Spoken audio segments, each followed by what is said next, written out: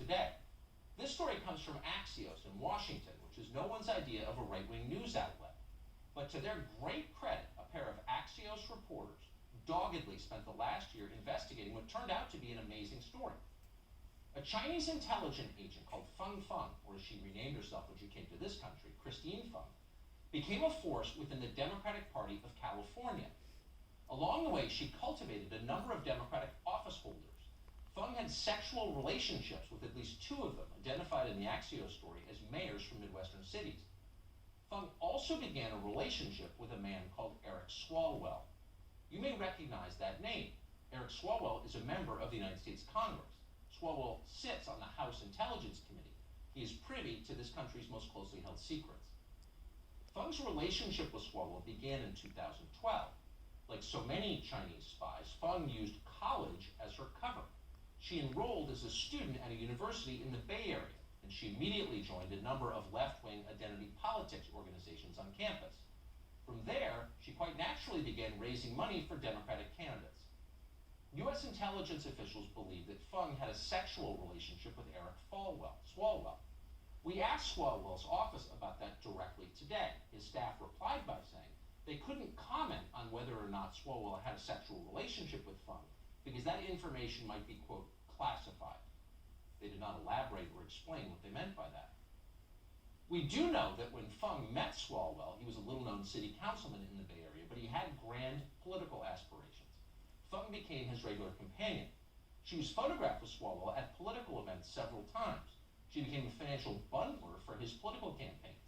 Feng apparently pulled in large amounts of money from a variety of sources to help Eric Swalwell get elected to Congress. It's not entirely clear where all of that money came from. We do know that Feng helped Swalwell secure the support of his district's Asian American community. Political analysts have called that a critical factor in his win in 2012. That's not a new trick for Chinese intelligence services. Another Democrat from the state of California, the state's senior Democrat, Senator Dianne Feinstein, employed a Chinese spy in her office for nearly 20 years. That spy drove Feinstein around and directly assisted her in outreach to Asian American voters. Like the spy that Feinstein hired, Feng gained access to Eric Swalwell's office in Washington. U.S. officials say Feng managed to install an intern in Swalwell's office, almost certainly as a spy for the Chinese government. Now, we don't know the full extent of Feng's intelligence activities in this country. Eventually, she fled the U.S. for China while under FBI investigation. Swalwell claims he hasn't talked to her in years. We do know that in Eric Swalwell, the Chinese government picked a promising vehicle. Swalwell is one of the most high-profile members of Congress. Last year, he ran for president of the United States. At every turn, Eric Swalwell has remained a reliable source of Chinese government propaganda. As a member of the House Intelligence Committee, he styled himself as an expert at spotting foreign interference in our government, remarkably. As you may remember, Swalwell spent years accusing the sitting president of working for a hostile power. The question has shifted from whether the president is working with the Russians to what evidence exists that the president is not working with the Russians. He's betrayed our country, and I don't say that lightly. I worked as a prosecutor for Qué cara tan dura. Betraying the country, by the way, we want evidence before you say that, but you said an agent of Russia. Yeah, he works on their behalf. Do you still believe that the president is a Russian agent? I think he acts on Russia's behalf, and he puts Russia's interests ahead too often of America's interests. You're a member of Judiciary. Do you believe the president right now has been an agent of the Russians? Yes, I think there's more evidence than he is. Yes, and I think all the arrows point in that direction. I haven't seen a single piece of evidence that he's not. Looking back, it's hard to watch that tape. The irony is overwhelming.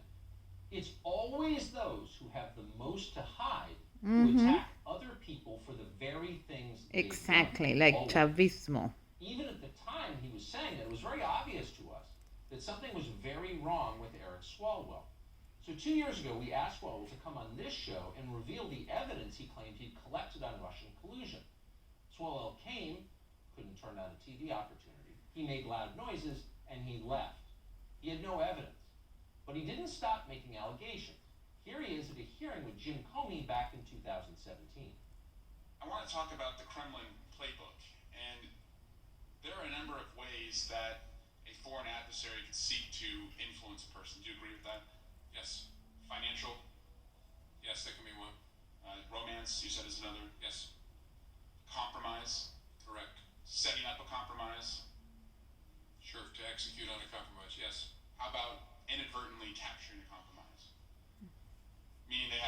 surveillance and you stumble into that surveillance and are caught in compromise. And then they take that information, try and use it to coerce you. Yeah, that's part of the playbook. Oh, it's part of the playbook. Part of the Kremlin playbook, Eric Swalwell says. So what they do, these foreign intel services, is they use sex, a honey trap, if you will, to set up a compromise.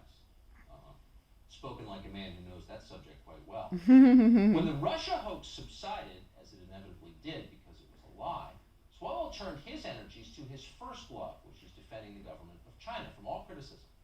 In March, Swalwell told the rest of us that we are racist if we describe what the coronavirus Qué came from riñón. originally. He said this on Twitter, quote, "When lawmakers refer to COVID-19 as a Chinese virus, they're not only misleading the public about a disease with confirmed cases in over 100 countries, Qué hijo de they are puta, como stoking si no se hubiera creado en racism China. and xenophobia in our communities. Diseases don't have an ethnicity, period." So if you're bored sometime, take those words and type them into Google, and you will find almost precise word. That's what he was doing. Ay, ya empiezan a sabotear Fox. Esto es a cada rato. Coronavirus